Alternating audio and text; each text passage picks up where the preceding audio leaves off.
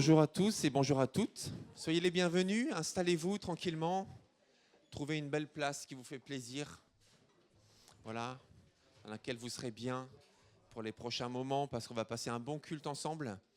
Nous avons l'occasion de rendre gloire à Dieu ce matin et puis de pouvoir prendre des nouvelles les uns des autres. Est-ce que c'est possible de mettre le diaporama déjà à la page d'accueil s'il vous plaît? Merci. Voilà, installez-vous, ça commence donc si c'est possible de s'installer voilà, paisiblement. Donc aujourd'hui, nous avons un culte spécial, on le fait environ une fois par an, comme de nombreuses églises en francophonie, qui ont le même thème proposé par l'ONG, l'organisation non gouvernementale, qui vient en soutien des chrétiens persécutés à travers le monde. Et vous le savez peut-être, mais les chrétiens sont les croyants qui sont les plus persécutés à travers le monde. Et donc, c'est pour ça que c'est bon qu'on se pose parfois pour prendre du temps, pour s'informer, mais aussi pour prier et aussi pour mener des actions concrètes en soutien de nos frères et sœurs qui sont persécutés à cause de leur foi à travers le monde.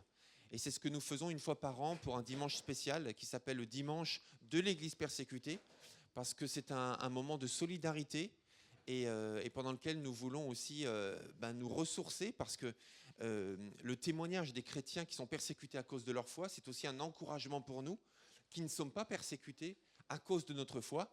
Et c'est un encouragement aussi à être solide dans la foi, à être attaché à Dieu et à mettre en perspective les choses afin qu'on soit solide tout simplement dans notre vie chrétienne. Pour ceux qui sont chrétiens et pour ceux qui ne sont pas chrétiens, eh bien, bienvenue aussi, bien sûr. Et vous qui êtes sur YouTube, soyez les bienvenus, vous qui vous connectez, parce que ce culte concerne vraiment tout le monde. Et c'est vraiment aussi un encouragement à mettre en perspective et à essayer de s'accrocher à quelque chose de fort qui nous permet de tout surmonter. Et ce quelque chose, c'est notre relation avec Dieu, qui nous permet de relativiser les difficultés de la vie, qui sont parfois pas très difficiles et parfois qui sont très difficiles. Mais notre foi en Dieu nous permet de garder le cap et de tout surmonter. Voilà, c'est ça aussi. C'est pour ça que c'est aussi une invitation à ceux qui ne sont pas encore chrétiens, à considérer s'attacher à Christ personnellement et pouvoir avoir ce même genre de solidité dans leurs convictions et dans leur manière d'appréhender le futur. Donc voilà, c'est tout ça aussi le dimanche de l'Église persécutée. Donc pour démarrer ce culte, je vous invite à la prière. Donc même si vous le voulez, on va se mettre debout, si votre santé vous le permet, bien sûr, et j'espère qu'elle vous le permet. Et puis je vous invite à me rejoindre dans la prière. Donc je vais prier. Et puis si 2 ou 3 veulent aussi élever la voix, tout simplement, pour que nous soyons bien concentrés pendant ce culte, parce que nous avons tous une semaine, j'imagine, bien remplie. Mais ce matin, nous sommes vraiment là pour Dieu. Et nous voulons nous concentrer sur lui et ne pas laisser nos pensées vagabonder. Donc je vous invite vraiment à vous concentrer avec moi, tout simplement, sur la présence de Dieu. Père éternel, c'est vraiment une joie pour nous d'être là ce matin et de pouvoir passer ce moment privilégié avec toi, les uns avec les autres. Notre semaine a été remplie certainement de tas de choses, des bonnes choses, des moins bonnes choses. Mais ce matin, nous voulons te laisser remplir nos pensées, remplir nos cœurs, parler, te manifester de différentes manières comme tu prévois de le faire. Alors ce matin, nous sommes à ton écoute, nous sommes à ta disposition et nous désirons aussi, pour tous ceux qui le peuvent et tous ceux qui le veulent, nous voulons aussi t'adorer, te donner la première place et te dire combien nous sommes attachés à toi et nous désirons te placer au-dessus de tout et de tous et affirmer à quel point tu es supérieur à tout et supérieur à tous. C'est notre foi, c'est notre conviction et c'est la conviction de tous les chrétiens et pas que les chrétiens d'ailleurs, beaucoup de musulmans, beaucoup de juifs aussi et de religions monothéistes te reconnaissent, toi Dieu Tout-Puissant, toi le Dieu créateur, comme le seul et l'unique. Alors nous voulons ce matin nous concentrer sur toi et sur ton Fils Jésus-Christ que tu as envoyé, qui nous permet de te prier librement aujourd'hui. À toi toute gloire, au nom du Père, du Fils et du Saint-Esprit. Amen. Merci Seigneur. Ce matin, vraiment, laissons le Seigneur nous visiter. Qui que nous soyons, quoi que nous vivions, laissons-le nous visiter, laissons-le être Dieu, tout simplement, ce matin. C'est aussi un jour de jeûne et de prière, donc pour tous ceux aussi qui se sont impliqués, qui s'engagent dans ce jeûne et prière, on aura après le culte aussi l'occasion de rester ensemble et d'intercéder. Mais c'est vraiment un jour spécial dans lequel on veut laisser Dieu être Dieu. Donc laissons-le nous diriger, laissons-le nous parler ce matin, laissons-le agir. Peut-être aussi nous venons dans l'église avec des questions, avec des besoins spécifiques. Le Seigneur connaît. Le Seigneur connaît. Laissons-le être Dieu, tout simplement.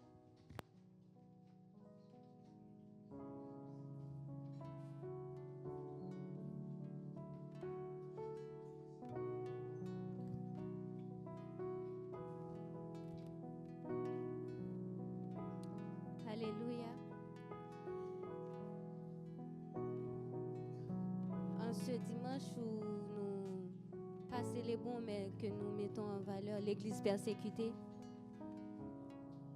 dans quelles que soient les circonstances de la vie, je pense et je crois que les personnes qui vivent des moments difficiles ou qui sont dans des moments ou dans des endroits où l'Église est persécutée, ce qui leur tient vraiment à cœur ou qui les permettent de continuer, c'est parce qu'ils disent à leur âme, bénis l'Éternel. Quelle que soit la situation, ils disent, mon âme bénis l'Éternel et n'oublie aucun de ses bienfaits. C'est pourquoi nous voulons commencer ce culte avec ce chant.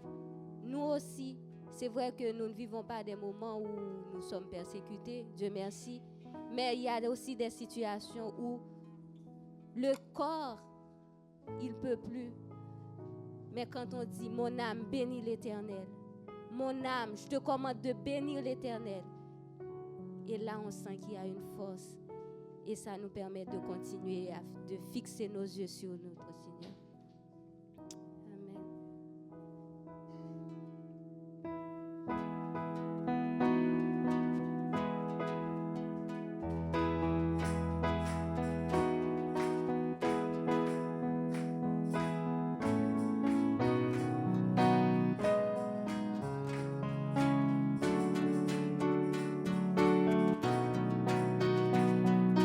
Bénis l'Éternel, mon âme.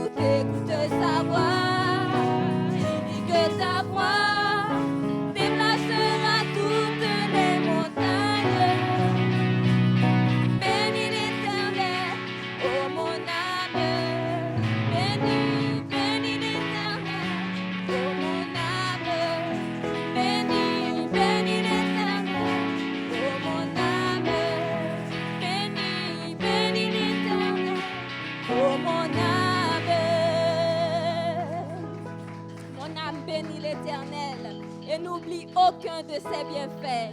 Bénis l'Éternel.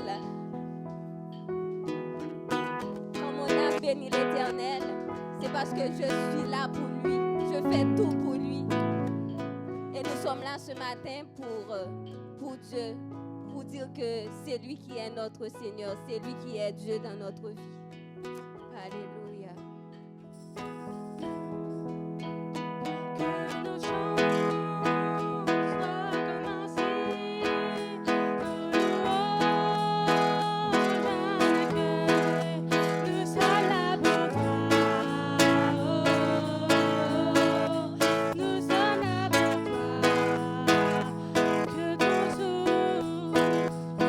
ton souffle vienne des cieux.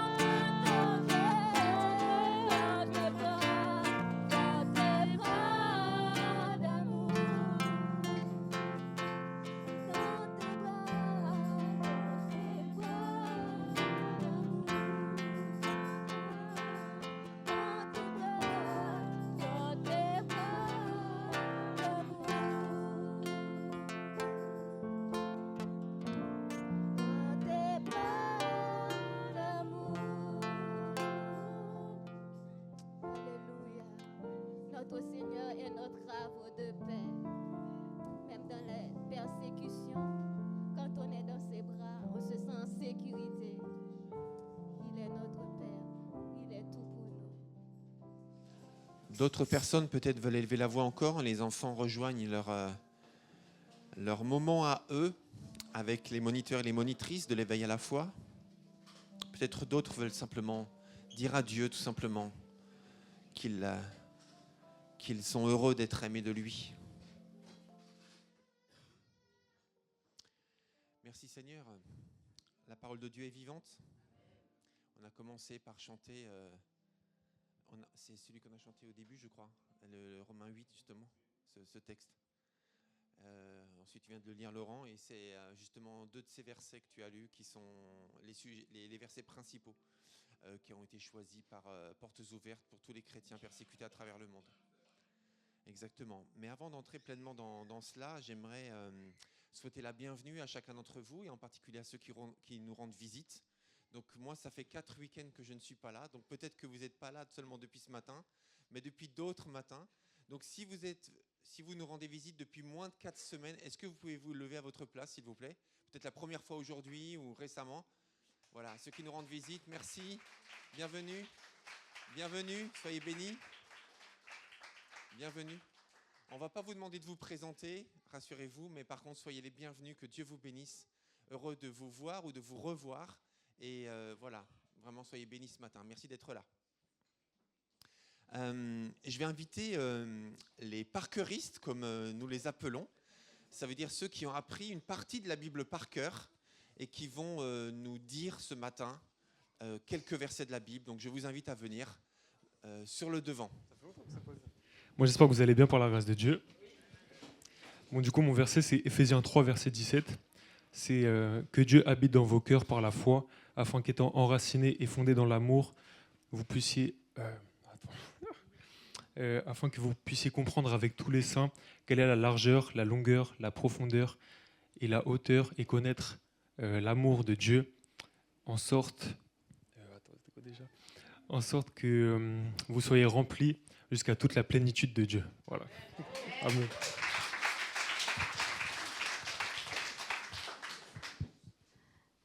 Tenez donc ferme, ayez pour ceinture, ayez à vos reins la vérité pour ceinture, revêtez la cuirasse de la justice, mettez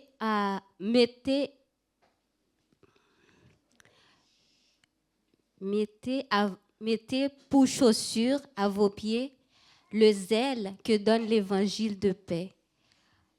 Prenez par-dessus tout le bouclier de la foi avec lequel vous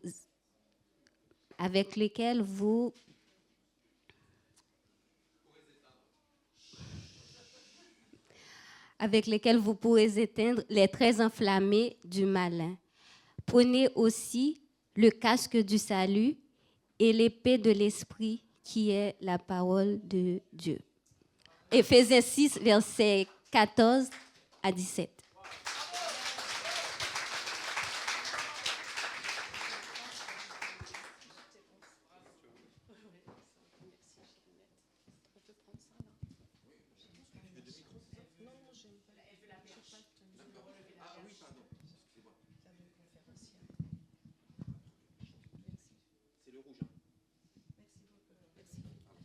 Je vais compléter parce que quelqu'un nous a lâchés. Alors, je complète au pied levé. Je vais jusqu'où je peux aller. Un soir, en pleine nuit, Nicodème, docteur en Israël, vient retrouver Jésus. Il lui dit, « Nous croyons que tu viens de Dieu, sinon tu ne pourrais pas faire tous ces miracles. » En vérité, dit Jésus, personne ne peut voir le royaume des cieux s'il ne naît de nouveau. Nicodème dit, mais comment est-ce que je peux rentrer dans le sein de ma mère? En vérité, je te le dis, personne ne peut entrer dans le royaume des cieux s'il ne naît d'eau et d'esprit. Car ce qui est de la chair est chair, ce qui est né de l'esprit est esprit. Ne t'étonne pas que je te dise qu'il faille naître de nouveau. Le vent souffle où il veut. Tu n'entends pas le bruit, mais tu ne sais pas d'où il vient, ni où il va.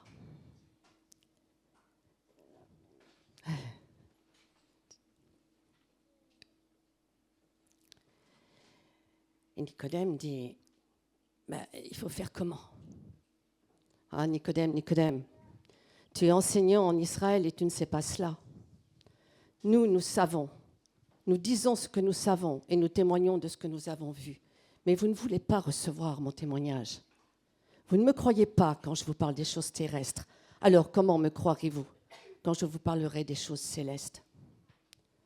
Car personne n'est monté aux cieux si ce n'est celui qui en est descendu, le Fils de l'homme, qui est dans les cieux.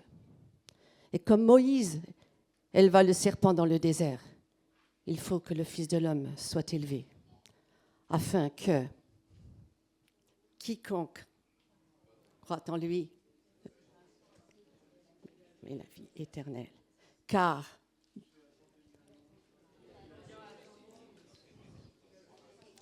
Dieu a tant aimé le monde qu'il a donné son Fils unique, afin que quiconque croit en lui ne périsse pas, mais ait la vie éternelle. Et après,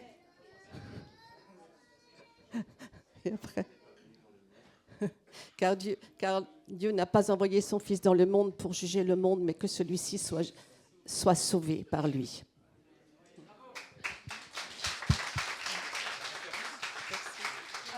Comment?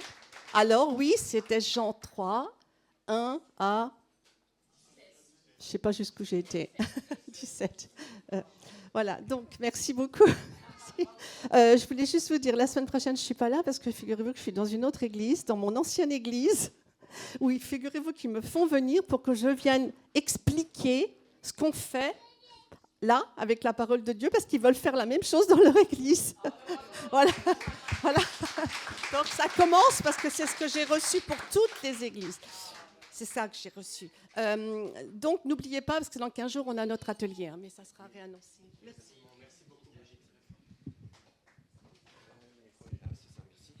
Merci. Alors en fait, quand on vous applaudit parce que c'est difficile d'apprendre par cœur. Et je trouve qu'aujourd'hui, plus qu'il y a 15 ans, on est de moins en moins habitué à retenir par cœur des numéros de téléphone, des adresses, etc., puisque tout est sur nos téléphones. Heureusement ou malheureusement parfois. Donc on n'est plus habitué à apprendre par cœur, ce qui fait que quand on a des amis, des gens qui apprennent par cœur, ça nous impressionne. Donc c'est ça qu'on applaudit et on vous encourage parce qu'on vous dit bravo. Donc merci.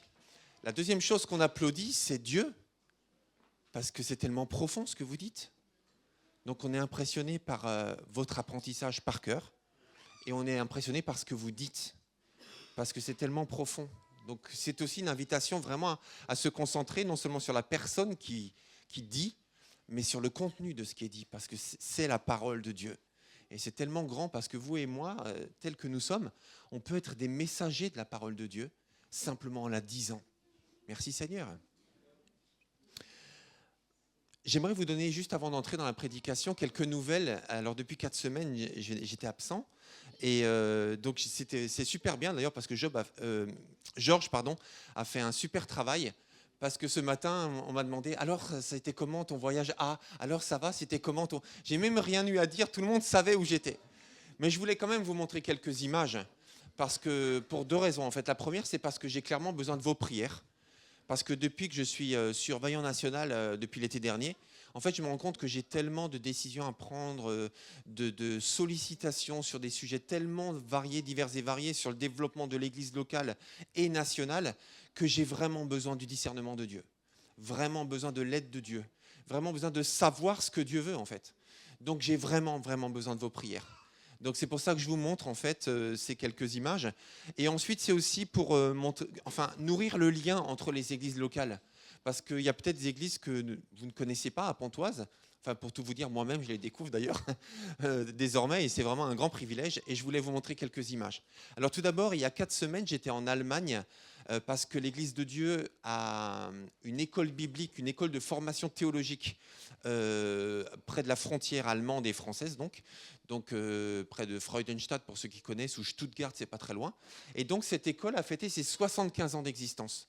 Donc il y a des milliers en fait d'hommes et de femmes qui ont été formés pour pouvoir enseigner, prêcher, évangéliser. Enfin, tout, dans la musique aussi, ils sont très impliqués dans la musique, dans le théâtre. Enfin, de différentes manières, il est possible d'être porteur d'un ministère. Et cette école a formé des milliers de gens depuis 75 ans. Et donc, on a célébré 75 ans d'existence. Et là, je suis entouré de quelques officiels américains et européens, parce qu'en y allant, c'était aussi pour célébrer la fidélité de Dieu depuis 75 ans, mais aussi pour aller chercher des fonds, parce qu'il y a 2 ans, j'ai été nommé coordinateur d'un projet de traduction de différents documents officiels de l'Église de Dieu aux États-Unis vers la francophonie. Donc ça demande des fonds, parce que moi j'ai la conviction qu'il faut passer par des professionnels, et même si nous sommes nombreux à parler l'anglais, eh bien il ne s'agit pas de... En plus c'est des gros volumes, donc je voulais passer que par des professionnels, mais ça demande beaucoup d'argent. Donc c'est un projet à 60 000 €, et donc j'ai déjà pu récolter 15 000 $, et là maintenant j'y suis allé pour récolter 15 000 $ de plus. Et voilà, donc par la grâce de Dieu, c'est en cours et on va arriver à 30 000, ce qui est déjà pas mal.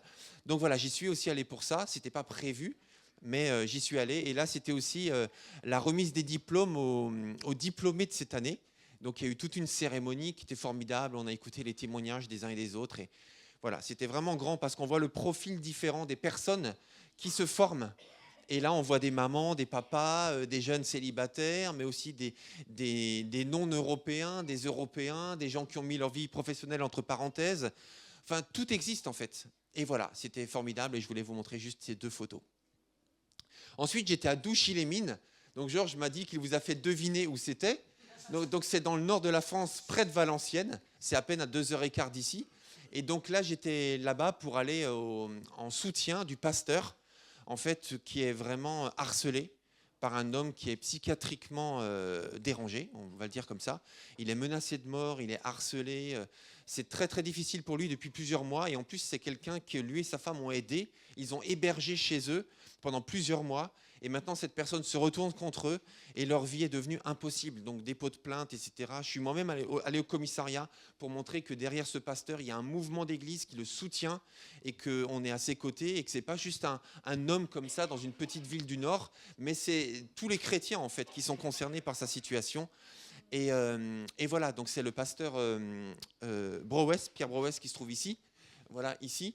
Et en fait, c'est arrivé à un tel stade aussi d'épuisement qu'il a besoin de prendre du repos et de s'occuper de sa famille. Et donc, je suis allé mettre en place en fait un autre ministère pastoral provisoirement qui se trouve ici à gauche. Il s'appelle José et c'est un homme très très bien aussi et c'est un très bon ami aussi du pasteur Pierre. Et donc, j'y suis allé aussi pour voilà, encourager l'église, prêcher à l'église, soutenir le pasteur et puis aussi installer un nouveau pasteur provisoirement, le temps que ce pasteur puisse se reposer et s'occuper de sa famille tout simplement.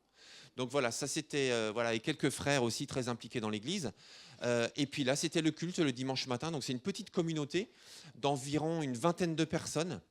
Et ils ont un local en centre-ville. Et Douchy-les-Mines, donc c'est une ancienne ville minière, hein, pour ceux qui ne savent pas. Et en fait, ce qui est formidable, c'est que dans cette ville de 15 000 habitants, il y a un seul feu rouge. Un seul. Il n'y en a pas besoin de plus, hein, j'imagine.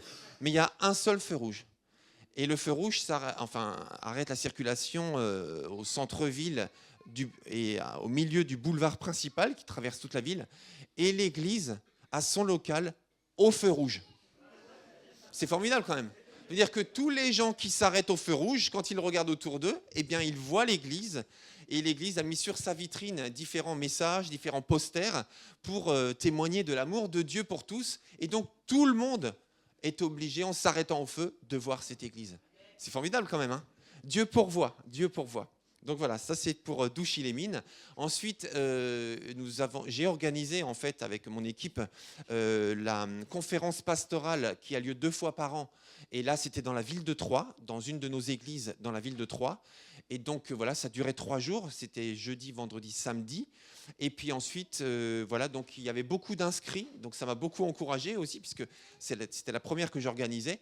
Donc on était environ, Sarah, environ 75, 80 à peu près, c'est ça, hommes, femmes, et enfants, voilà, certains sont venus avec leurs enfants.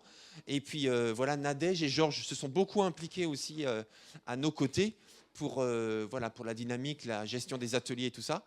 Donc c'était vraiment très très bien. Et le dimanche matin, nous sommes restés au culte dans l'église parce que mon but, c'est aussi de visiter les églises pour m'adresser aux chrétiens. Et donc, j'ai pu prêcher le dimanche matin au culte. Ah oui, ça, c'était la réunion des femmes, parce qu'Annie aussi a rassemblé les femmes dans un restaurant très, très sympa et leur a offert un cadeau qui a été confectionné par Nadine, c'est bien ça, des cœurs cousus, d'après ce que j'ai compris, avec de la lavande à l'intérieur. Enfin, tout le monde était ravi. 30 femmes se sont réunies au restaurant, donc voilà, c'était une belle ambiance. Et pendant que les femmes étaient au restaurant, nous les hommes, on était au bowling. Voilà. Pourquoi pas? On était au bowling avec les enfants, je tiens à le dire, parce que la priorité, c'était aux dames pour qu'elles puissent se détendre, passer du bon temps ensemble. Et nous, on a géré les enfants. Et plusieurs parmi nous, on était au bowling et c'était vraiment super bien aussi. Donc ça, c'était la conférence pastorale. Et puis aussi, donc, nous sommes restés au culte pour prêcher. Et puis, on était vraiment bénis d'être avec l'église de Dieu à Troyes. Et puis, vous avez le couple pastoral tout à gauche, donc Adramita et Renato Bastos, qui sont pasteurs de cette église, qui sont missionnaires du Brésil. Et puis, au milieu, donc entre nos deux couples, vous avez un jeune couple qui s'est converti le dimanche matin au culte. Et enfin, à la fin du culte, même pour être précis. Et puis, on les a accompagnés, on a prié pour eux, et puis on a voulu prendre une photo avec eux, tout simplement. Donc, c'est des tout jeunes convertis de peut-être 20 minutes avant la photo. Donc, gloire à Dieu. Dieu est bon, n'est-ce pas? On peut rendre gloire à Dieu. Merci Seigneur. Et ça, c'est juste une photo, voilà, de nos vacances en Tunisie. Il y en a juste une pour vous montrer on s'est reposé et on s'est ressourcé. C'est un très, très beau pays, la Tunisie, si vous ne connaissez pas. Moi, je ne connaissais pas. On ne connaissait pas. Mais on a été très, très heureux. Et ce qui nous a aussi beaucoup touchés, c'est que, enfin, je le dis parce que je pense que ça vaut la peine de le dire. Dans l'hôtel où nous étions, qui était un hôtel, voilà, 4 étoiles, où il y a beaucoup de touristes, eh ben, en fait, il y avait beaucoup de touristes aussi du Maghreb, donc d'Algérie, principalement d'Algérie d'ailleurs, et puis après aussi des Émirats, et après aussi voilà, d'Europe. Et on a vu tout profil. On a vu enfin, je vais parler des femmes pas du tout voilées, voire même crop top et compagnie. Bon, c'est les vacances, hein. Et puis ensuite, des femmes un peu voilées, des femmes en voile intégral. Et quand on allait manger ensemble, en fait, il n'y avait aucun problème. Tout le monde côtoyait tout le monde, personne ne regardait personne de travers. Il y avait, même dans la rue, on voyait qu'il y avait cette possibilité en fait, de vivre différentes manières de vivre la foi, dans une forme de bienveillance, de respect, sans que personne ne dérange personne en fait. Et ça nous a touchés, parce qu'il n'y avait aucune agressivité nulle part. Et même quand on visitait des mosquées ou les magasins, enfin je parle de ça parce que parfois on a une image un peu, en France, je ne sais pas, on est sur la défensive en fait, par rapport à l'expression de la foi, y compris une expression de femme très voilée. Et alors, je ne dis pas que je vais encourager ça, je ne dis rien en fait. Hein. Je dis juste qu'on était dans un contexte où tout le monde se côtoyait et ça se passait très bien. Voilà, donc ça nous a beaucoup encouragés et je voulais aussi le souligner parce que je pense qu'il faut le dire aussi tout simplement. Merci Seigneur. Donc voilà, alors nous continuons en fait dans ce sujet de ce matin. Alors je tiens à dire aussi que la prédication de ce matin, c'est la même prédication à peu près qui est prêchée dans toutes les églises de la francophonie, parce que cette prédication est proposée par l'organisation Portes Ouvertes pour qu'on soit sensibilisé par les mêmes choses au même moment et que nous prions pour les mêmes sujets. Alors on va peut-être commencer par une vidéo. Voilà, donc je vais proposer à l'équipe technique de lancer une vidéo de quelques minutes.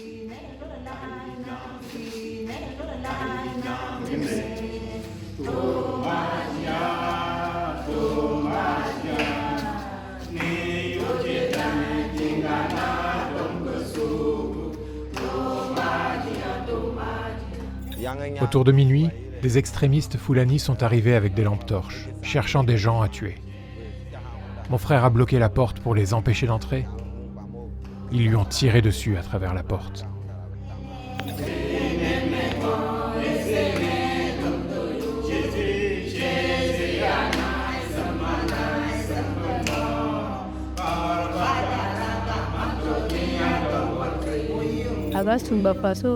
La mine a explosé, faisant trembler le sol. Je me suis précipitée. J'ai vu au sol le corps de mes 2 enfants, sans vie.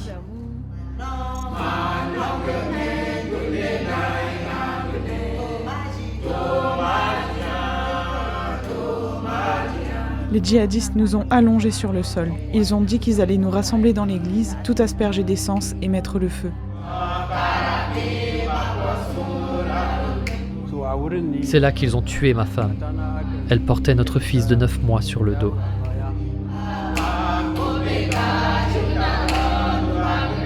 Mon mari dormait quand ils ont pénétré dans la maison. Ils l'ont abattu.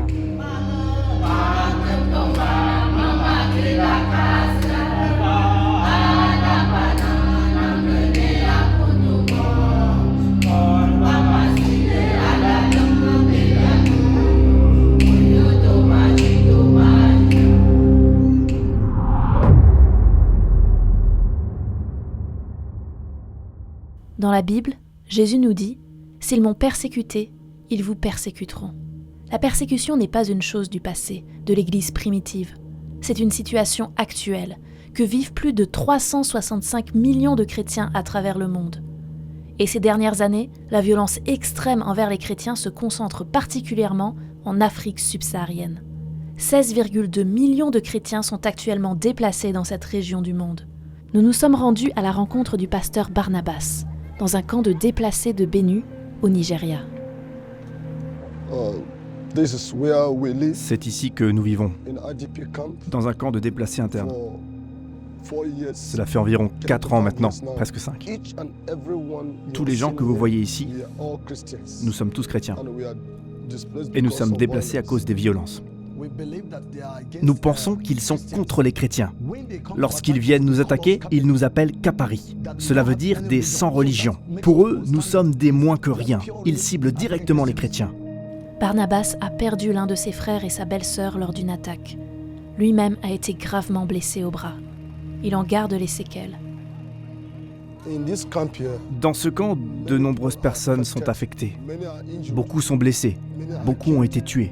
Leurs proches ont été tués. Combien d'entre nous, rassemblés ici, ont fui à cause des attaques? Levez la main si vos enfants ne peuvent pas aller à l'école. Lorsqu'on a faim, on perd confiance en Dieu. Lorsqu'on est malade, on perd confiance en Dieu. Leur esprit a été découragé de Dieu. Personne n'en parle. Nous restons dans l'ombre, comme si nous avions été rejetés. Posez-vous la question, si votre frère était à terre, que feriez-vous? Si vous voyez votre mère en difficulté, que feriez-vous?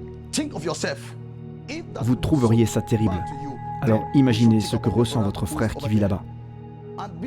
En tant que pasteur dans le camp, moi aussi je suis déplacé. Je n'ai rien à leur donner. Je ne peux que prier et partager la parole de Dieu avec eux. Jusqu'à présent, nos yeux sont tournés vers lui. Jusqu'à présent, notre espoir repose sur lui. Nous plaçons notre confiance en lui. Dans la lettre aux Romains, l'apôtre Paul écrit à des chrétiens vivant dans le feu de la persécution. Il leur dit « Qui nous séparera de l'amour de Christ ? Serait-ce les épreuves, les angoisses, la persécution, la faim, le dénuement, le danger ou les armes ? Car il est écrit « C'est à cause de toi qu'on nous met à mort tout le jour, qu'on nous regarde comme des brebis destinées à la boucherie. Mais dans toutes ces choses, nous sommes plus que vainqueurs par celui qui nous a aimés.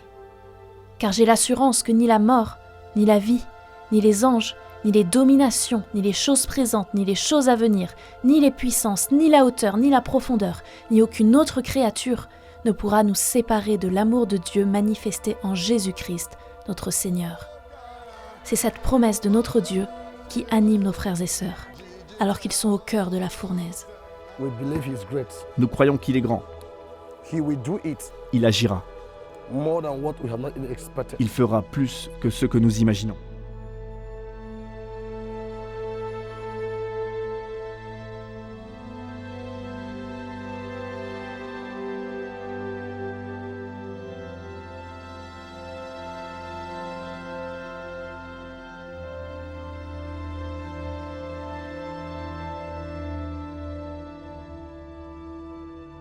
La vie, ni les anges, ni les dominations, ni le présent, ni l'avenir, ni les puissances, ni la hauteur, ni la profondeur, ni aucune autre créature ne pourra nous séparer de l'amour de Dieu manifesté en Jésus-Christ.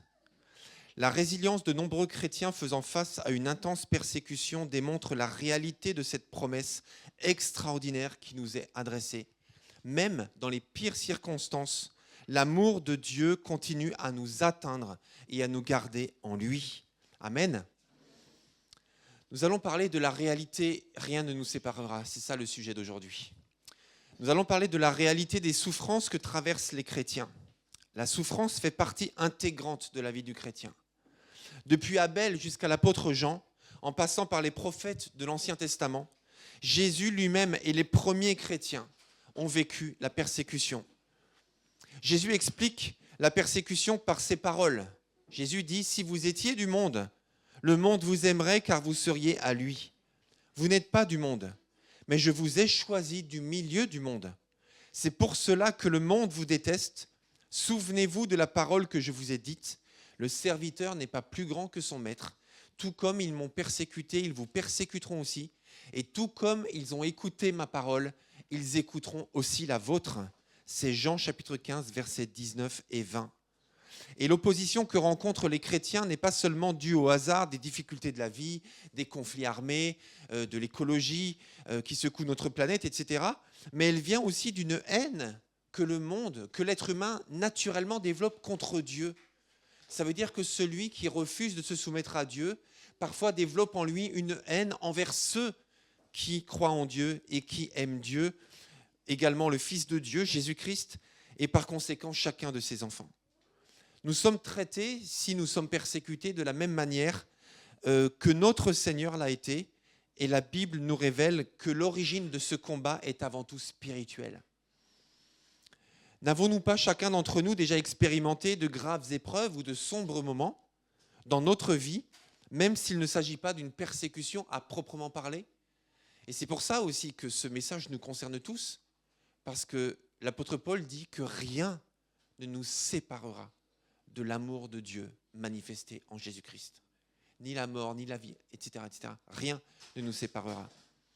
Donc cette souffrance peut aller jusqu'à la mort. Dans le 1er siècle, les chrétiens étaient exposés à une féroce persécution et nombre d'entre eux moururent en martyrs. Dans les Actes des Apôtres, il nous en est parlé, et par exemple, on entend parler, on lit la situation de l'apôtre Jacques. Et dans Acte 12, il est dit qu'à cette époque-là, le roi Hérode se mit à maltraiter des membres de l'Église et il fit mourir par l'épée Jacques, le frère de Jean.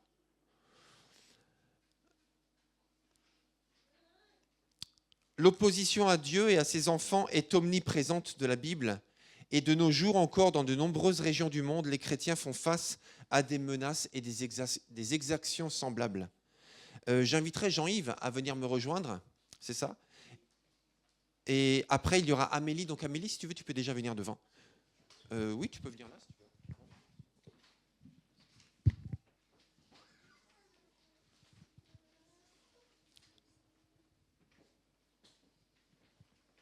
C'est beau. Je vais vous lire le témoignage de Jérôme, qui est en République démocratique du Congo. Jérôme est un chrétien qui vit dans un camp de personnes déplacées, à Oicha, dans une ville de la province du Nord Kivu, dans le nord-est de la République démocratique du Congo. Jérôme a dû tout quitter à cause des violences orchestrées par les forces démocratiques alliées, un groupe extrémiste lié à l'État islamique. Et il dit « J'ai fui parce que les membres de l'ADF avaient tué mon fils. » Explique Jérôme. Toute la récolte qui était dans la maison avait été brûlée. De nombreux civils ont été tués. La moto a brûlé. Nous n'avons plus rien. Amélie, tu as un deuxième témoignage, celui de Barnabas.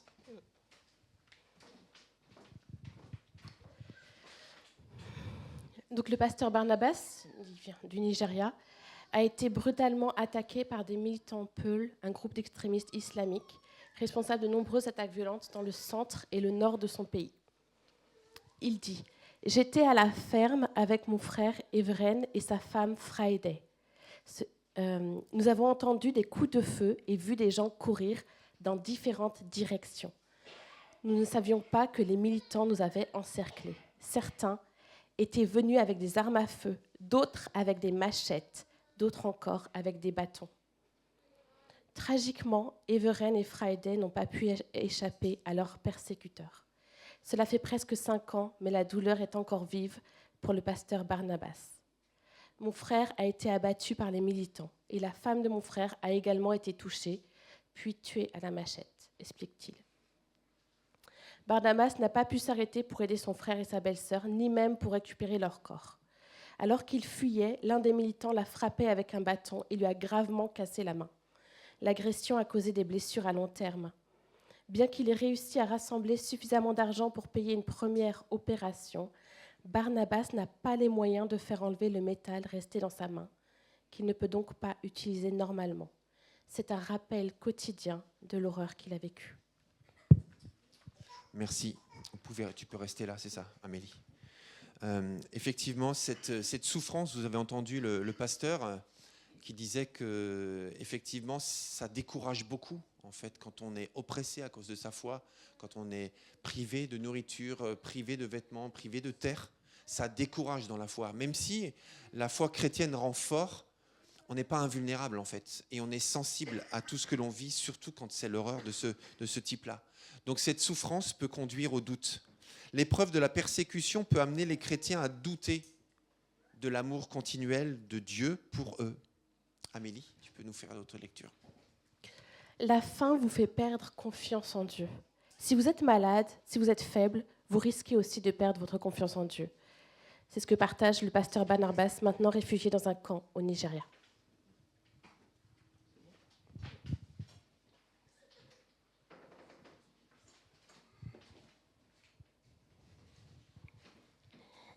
Il nous est dit, la foi est affaiblie, explique Jérôme. Les gens ne pensent plus aller à l'église. Il est difficile d'éduquer nos enfants lorsque l'enfant voit que nous n'avons pas la capacité de l'aider. Il devient orgueilleux et arrête d'écouter. Jérôme voit les jeunes fumer de la marijuana et disparaître pendant des jours entiers. Il constate aussi que la misère se traduit par de nombreuses grossesses chez les adolescentes. C'est la réalité de leur foi, de leur vie.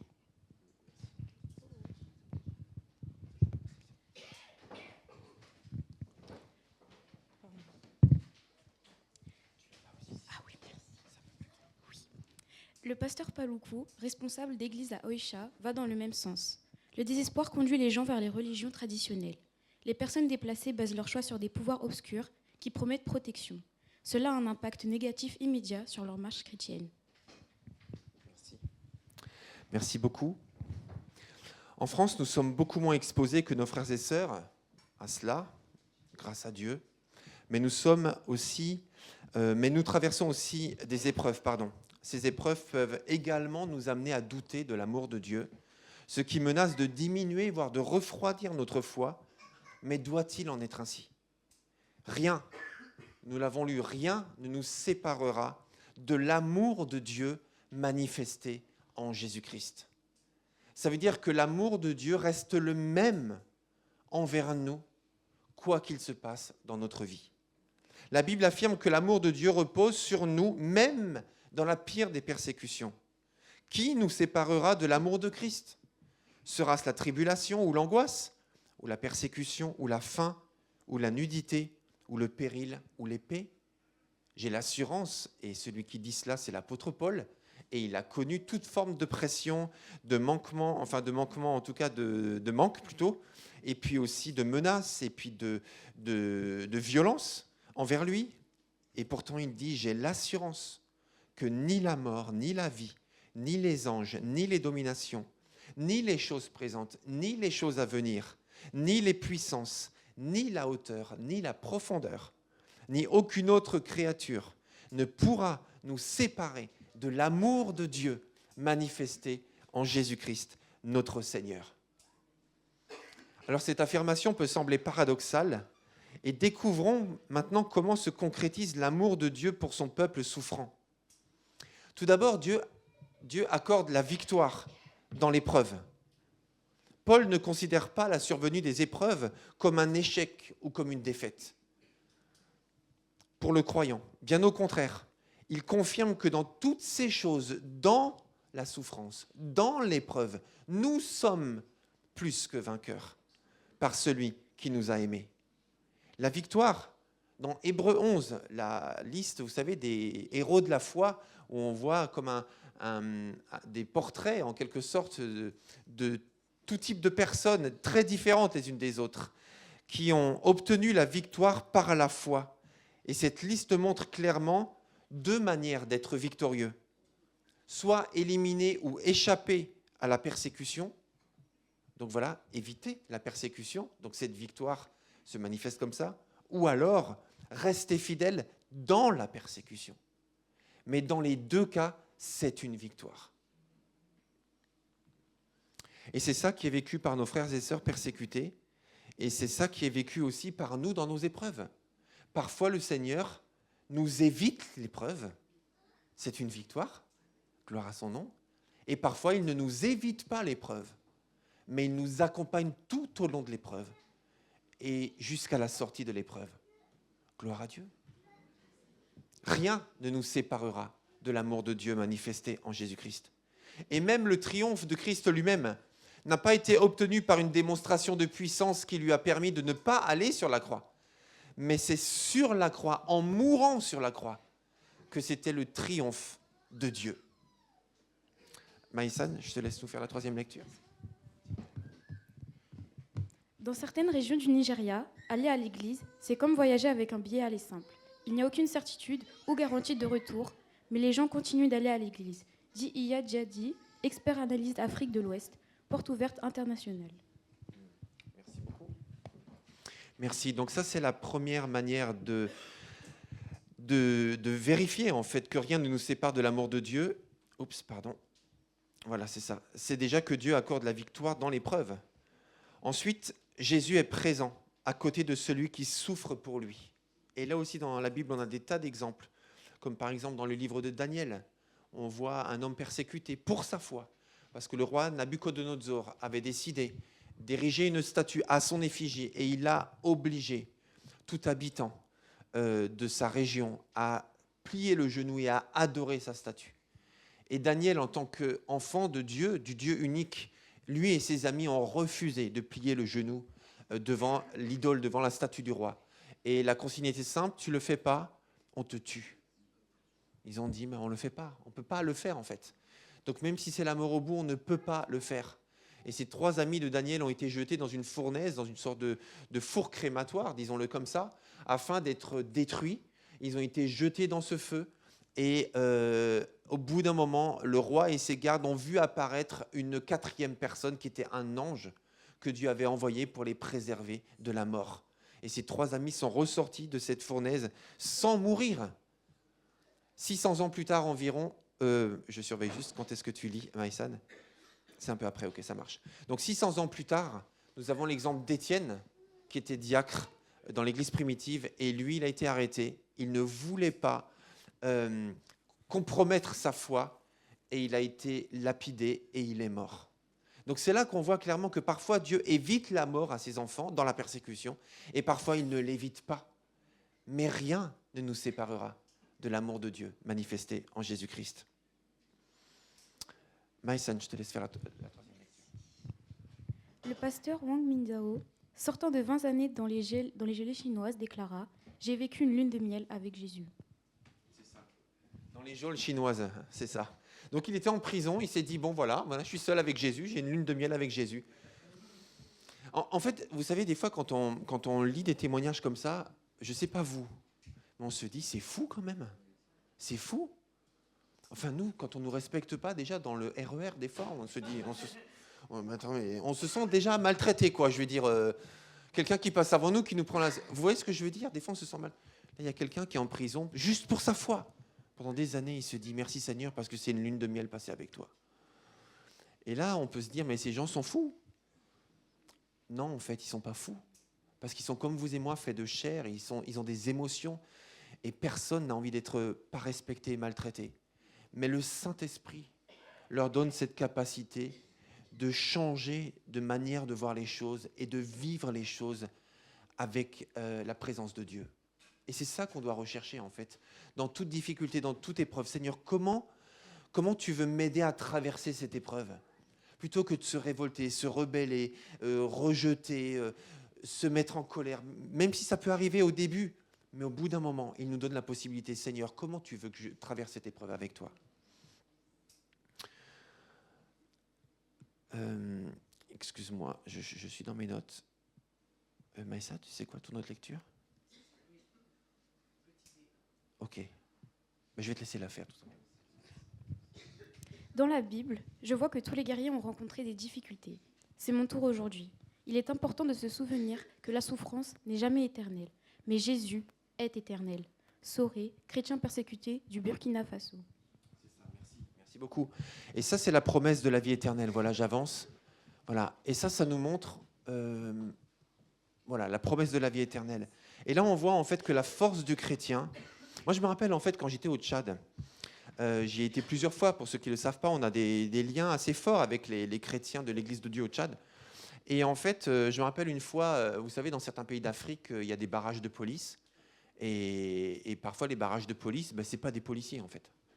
C'est des miliciens ou bien c'est des coupeurs de route. Enfin bref, c'est des faux policiers en fait. Donc en fait, quand il y a un barrage de police et qu'on s'arrête, on sait que ça peut mal tourner. À chaque fois.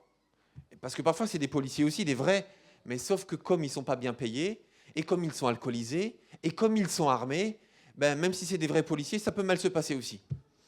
Et en fait, mon collègue Pierre Combrosa et moi, on était les seuls blancs dans le car pour aller de la capitale jusqu'au sud du Tchad, donc vers Sar, dans le sud du Tchad. Et puis voilà, il y avait un barrage de police. Et puis voilà, contrôle. En fait, on nous a contrôlé que nous d'ailleurs. Le car, il était rempli. On voit, tiens, 2 visages clairs là-bas, on va les contrôler. On nous a contrôlés, tout était en ordre. Et après, on nous a fait sortir en pleine nuit, dans la forêt. Et là, du coup, on était accompagné par un pasteur tchadien. Et la consigne, c'était de jamais nous laisser seuls. Donc, il est sorti avec nous.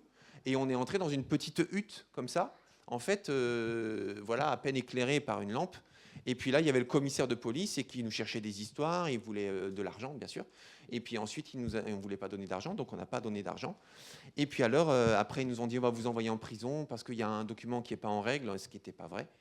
Et voilà. Et alors, ils insistaient. Nous, on a dit, écoutez, nous, on n'ira pas en prison. Je ne pense pas que c'est nécessaire. Et de toute façon, il y a une ambassade. Donc, contactez l'ambassade de France, etc., etc. Et puis, finalement, ils ont demandé au chauffeur de prendre nos bagages, de les sortir du car et de nous laisser là, seuls, en forêt, en pleine nuit. Alors là, il y a notre ami pasteur. Il a dit, écoutez, vous ne pouvez pas faire ça et tout. Et ils ont dit, toi, tais-toi, sinon on te met en prison. Il a dit, mais mettez-moi en prison, il n'y a pas de problème en fait. Vous savez, si vous me mettez en prison, je pourrais continuer mon ministère, je vais pouvoir parler du Seigneur, je vais emmener plein de gens à Christ. Mettez-moi en prison si vous voulez. Et quand ils ont compris qu'ils n'avaient pas d'appui ni sur nous, ni sur le collègue pasteur, parce qu'ils n'avaient pas peur en fait, ils n'avaient pas peur d'aller en prison. Nous, on avait un peu peur d'aller en prison quand même, mais on l'a laissé parler. Donc, mais ce que je veux dire par là, c'est que quand ils ont vu en fait que la prison, et même la mort après tout, en fait, la mort c'est quoi ? Même si on nous prend la vie, après c'est quoi ?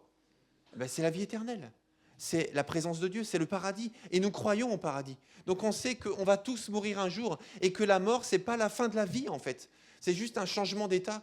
Et ça, c'est la force aussi des chrétiens persécutés. C'est la promesse de la vie éternelle.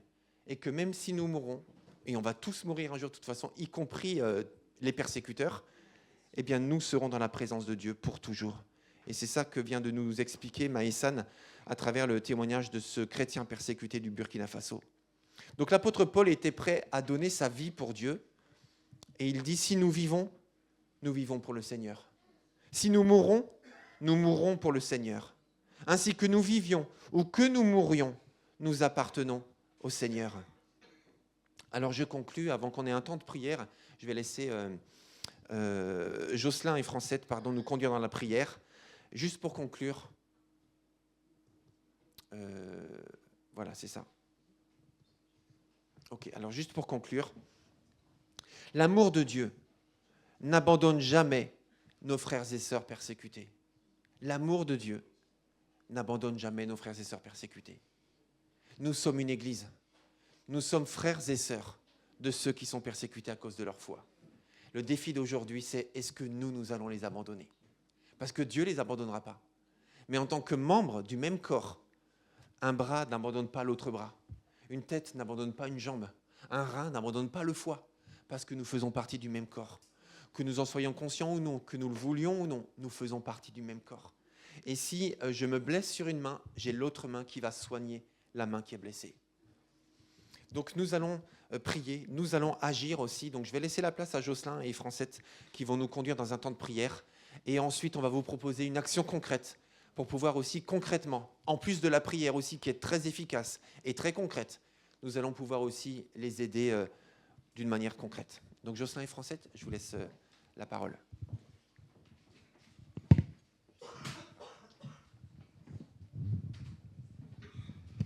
Oh, bonjour mes frères et sœurs. C'est vrai que ça nous fait réfléchir, tout ce qu'on a entendu et on a vu aussi sur les visuels. Et c'est vrai que moi-même, franchement, c'est vrai qu'on entend ça, mais en bref, mais on n'a pas, c'est-à-dire on le vit pas. On le vit pas. On entend, mais on le vit peut-être en entendant ou bien en lisant. Mais c'est vrai que ce matin, j'aimerais vraiment bien que nous puissions vraiment prendre conscience et vraiment notre prière soit vraiment sincère de nos cœurs. Parce que si nous mettons, comme le pasteur disait, dans les visuels, disait que nous mettons-nous à leur place. Et ça m'a vraiment bousculé un petit peu là. Et depuis, quand même, en préparant vraiment ce qu'on devait faire et dire, on a vu des visuels quand même, et ça m'a un petit peu fait réfléchir. C'est pour cela que, bon, on a 4 sujets de prière ce matin, et ma femme va diriger deux sujets, et moi, les 2 autres. Alors, je vais passer le micro pour vous dire. Déjà, je voudrais dire à Dieu merci parce que nous avons cette grâce de pouvoir vivre pleinement notre foi ici. Et c'est vrai que c'est quelque chose de très touchant de voir beaucoup de nos frères et sœurs qui sont dans une telle souffrance. Et malgré cette souffrance, ils gardent l'espérance. Et moi, ça m'a beaucoup touchée pour les témoignages que nous avons lus. Et se dire, mais nous, en France, mais gloire à Dieu, c'est vrai qu'on a des problèmes. Nos problèmes sont différents des leurs, mais on a la possibilité de respirer, d'avoir un toit, de pouvoir manger, de pouvoir travailler. Par rapport à eux, ben voilà, on peut que se plier et remercier Dieu aussi et le glorifier. Le glorifier. Et je vais lire un premier témoignage qu'on a entendu tout à l'heure.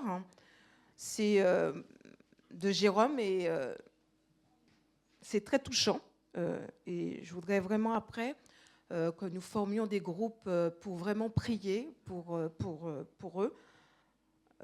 Parce que c'est un besoin de soutien, un besoin pour se dire, même si nous sommes loin, mais le cœur y est, nous sommes avec eux, on ne va pas les abandonner dans la prière et que nous puissions continuer à le faire.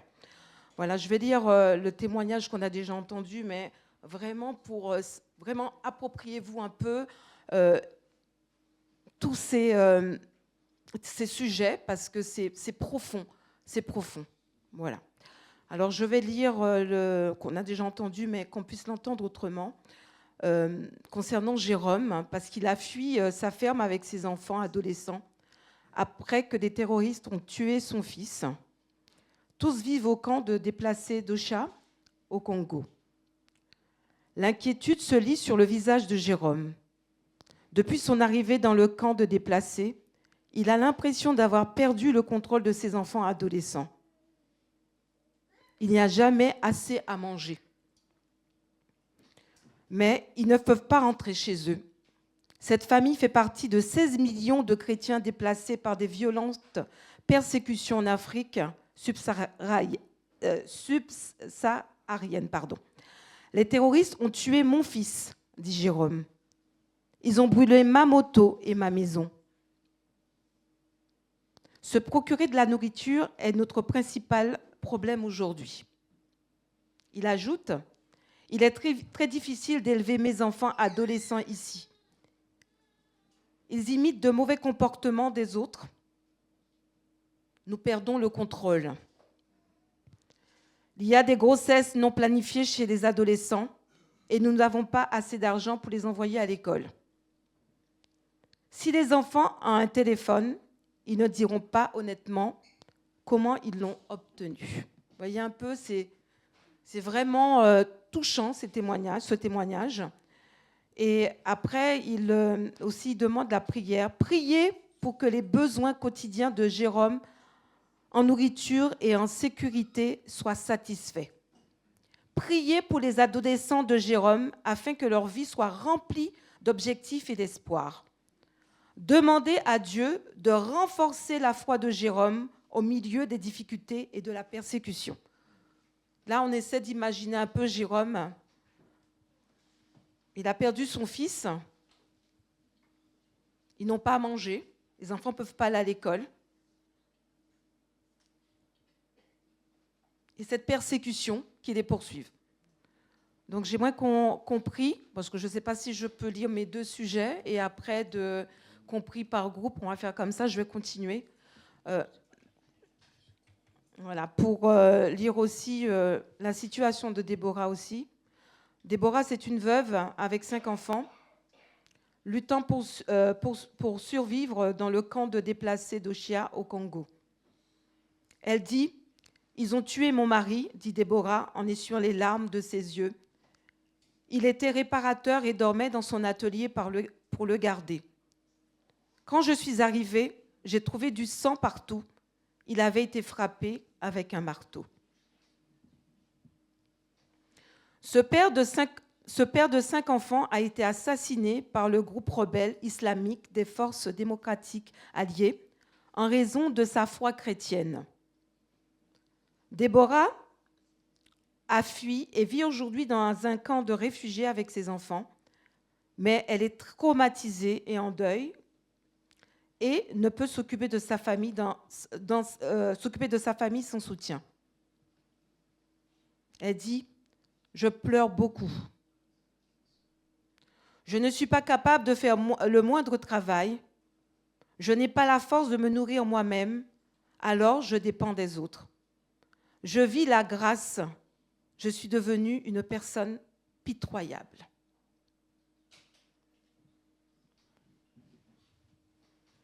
Donc ce matin, on va prier aussi parce que pour Déborah, et qu'elle sache que le Seigneur veille sur elle.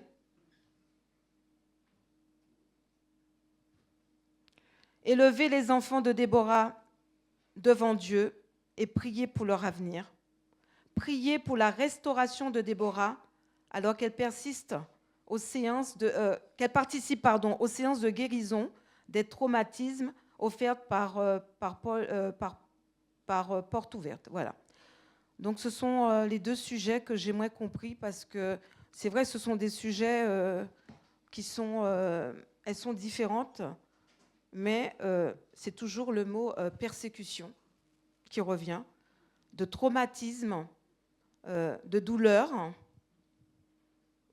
et qu'on puisse vraiment élever la voix pour eux, parce que ce sont des personnes vraiment dans une grande souffrance, et ils ont vraiment besoin de nous, de notre soutien dans la prière ce matin. Voilà. Donc, oui, voilà, on fait des groupes.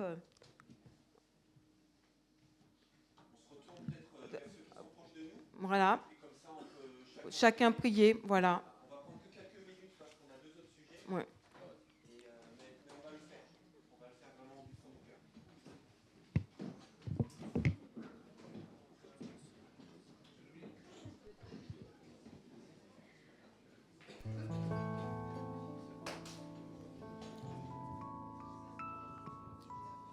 Alléluia. Merci. Merci, merci. Nous restons dans ces groupes et je vais vous citer les autres, les deux prochains demandes. Ce sera pour Jonathan et Barnabas que nous avons vu le reportage. Et Jonathan demande vraiment la prière. Jonathan, c'est un enfant, il vit, c'est un adulte maintenant, il vit avec son frère au camp de déplacés aussi, au Congo. Et c'est vrai qu'il a vu, ils ont assassiné sa famille, c'est-à-dire mère et père, et des frères aussi, et sœurs. Et là, il se trouve avec un de ses frères pour que lui, qui est plus grand, qui doive survivre aux besoins de son petit frère. Et c'est vrai qu'il demande vraiment la prière pour les survivants du traumatisé de Kambala. Il demande aussi à Dieu de guérir vraiment et restaurer les cœurs. Et il demande aussi pour que les besoins physiques soient satisfaits et qu'il revienne pleinement à Jésus. C'est vrai que, comme on a vu dans les reportages, c'est vrai que des moments avec toutes ces souffrances, on a tendance à se demander, à se poser des questions, est-ce que Dieu est là? Alors qu'on va prier tout à l'heure, et ainsi que pour le pasteur Barnabas, qui demande qu'il reste confiant dans l'amour du Seigneur, qu'il puisse avoir plus la puissance et la bonté de Dieu. Et il demande aussi la prière pour les chrétiens déplacés et qui puissent vraiment être guéris par leurs blessures. Et puissent aussi, un jour, qu'ils puissent rentrer chez eux. C'est vrai qu'ils sont dans un camp, mais ils aimeraient aller chez eux. Et je crois que dans un reportage aussi, ils disent que lorsqu'ils retournent dans le reportage, lorsqu'ils retournent chez eux, ils sont menacés de mort parce qu'ils veulent pas, c'est-à-dire ils veulent pas continuer à retourner chez eux. Alors qu'on va prier pour tout ça et aussi de prier pour les militants qui sont persécutés, des militants qui sont les persécuteurs, excusez-moi, et pour que vraiment leur projet soit détourné, que Dieu vraiment puisse changer vraiment leur cœur, toucher leur cœur pour qu'ils puissent vraiment être changés. Parce que c'est vrai que c'est Dieu seulement qui change les cœurs. Nous, l'homme, on ne peut pas changer les cœurs. Et ce que vraiment Dieu nous demande et ce qu'eux-mêmes aussi nous demandent, que nous puissions prier pour que vraiment Dieu vienne en aide à tous, à eux-mêmes et à aussi ces persécuteurs, parce que s'ils ne changent pas, ils vont continuer leur manigance, leur problème. Alors que on va continuer encore à se mettre en groupe et de prier pour ces sujets. À Jonathan et surtout à Barnabas.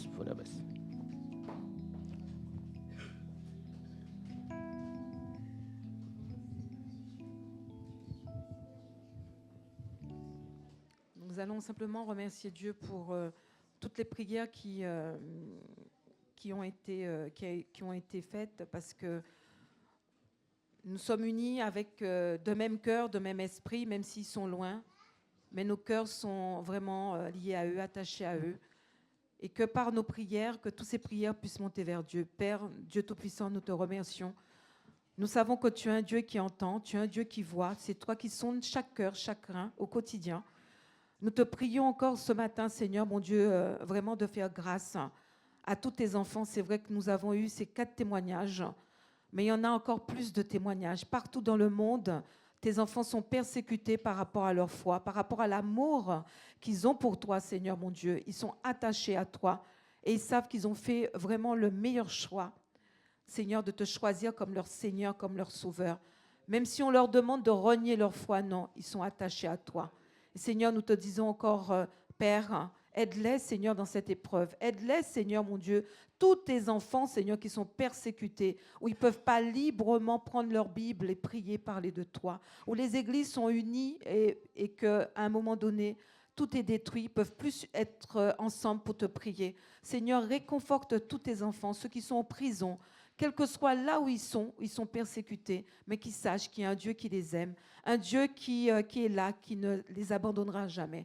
Alors nous te disons encore merci, que toute la gloire encore soit pour toi, et que nous te disons encore merci. Merci Seigneur. Amen.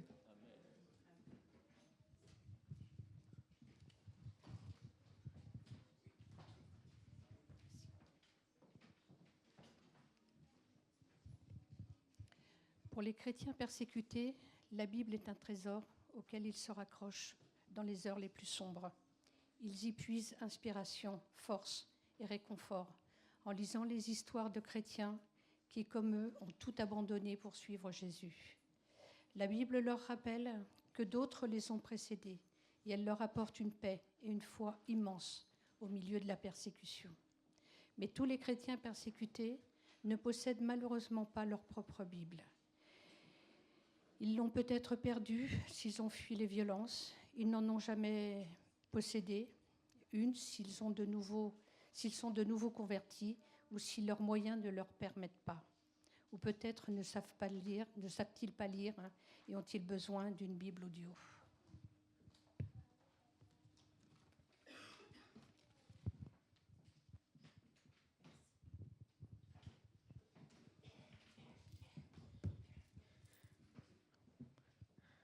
Donc nous allons procéder à une collecte spéciale pour l'Église persécutée. Ça nous permettra de soutenir, donc, entre autres, ce projet Terrain qui nous permettra de doter de Bibles, puisque vous savez que c'est le meilleur support qu'on puisse avoir dans ces temps de détresse et au quotidien. Et tous les autres besoins aussi, Portes Ouvertes pourra les combler par rapport à cette collecte. Donc, tous les dons que nous ferons seront intégralement envoyés à Portes Ouvertes. Donc, on passera par À Cœur Ouvert. Si vous faites un chèque, vous mettez bien À Cœur Ouvert. Je vous ai mis des enveloppes dédiées. Si vous donnez de l'espèce, pareil, vous mettez dans l'enveloppe d'À Cœur Ouvert. Et si vous voulez faire par carte bleue, vous passerez directement avec À Cœur Ouvert. Et ce sera Erika qui va gérer aujourd'hui. Donc, le panier, là, est dédié uniquement aux dons pour l'Église persécutée, puisqu'on a fait les 10 000 offrandes pour l'Église en début de culte. Merci pour l'aide que vous apportez.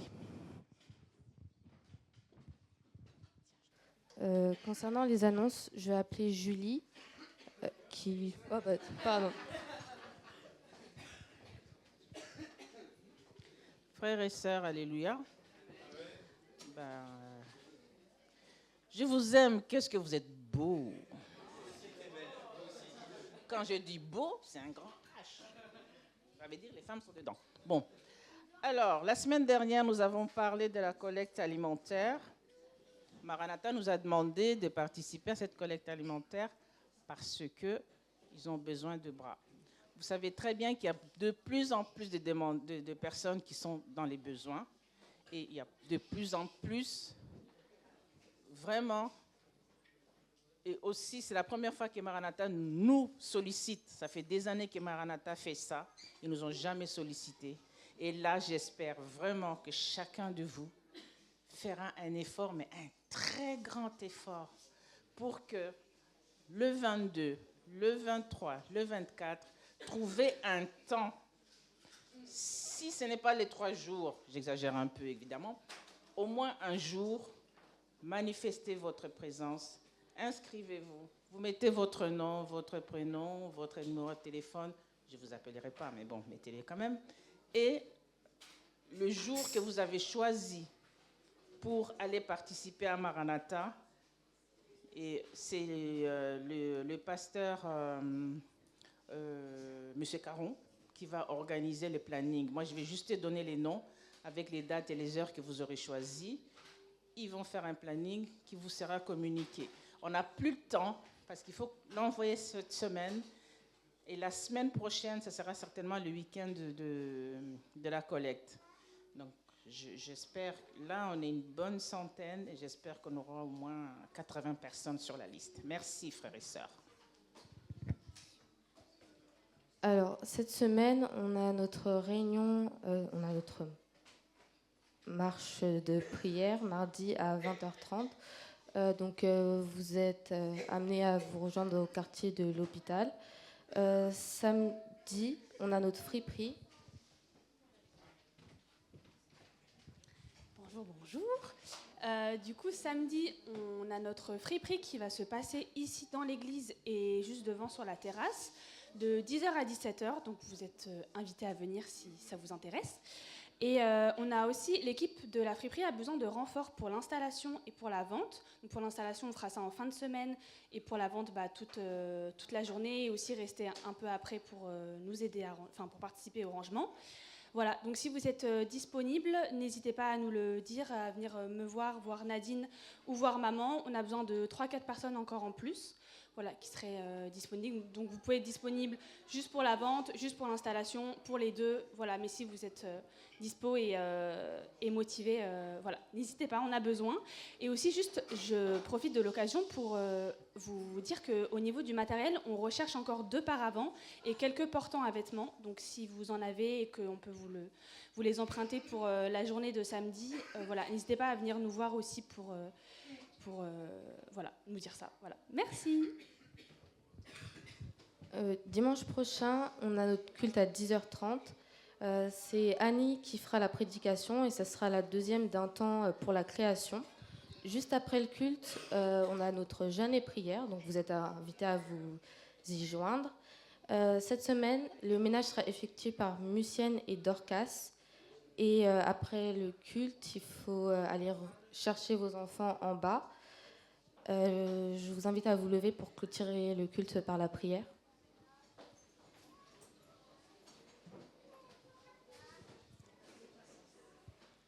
Seigneur, merci parce qu'aujourd'hui on peut se réunir tous ensemble, te louer et t'adorer sans que personne ne nous en empêche.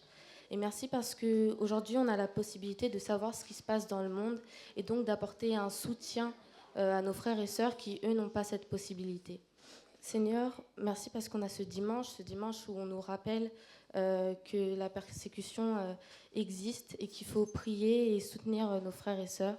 Et fais que toute l'année, on les accompagne et on les soutienne par la prière, vraiment, Seigneur. Accompagne-nous toute cette semaine et fais qu'on ait toujours les yeux centrés sur toi. Au nom de Jésus, Amen. Passez une bonne semaine.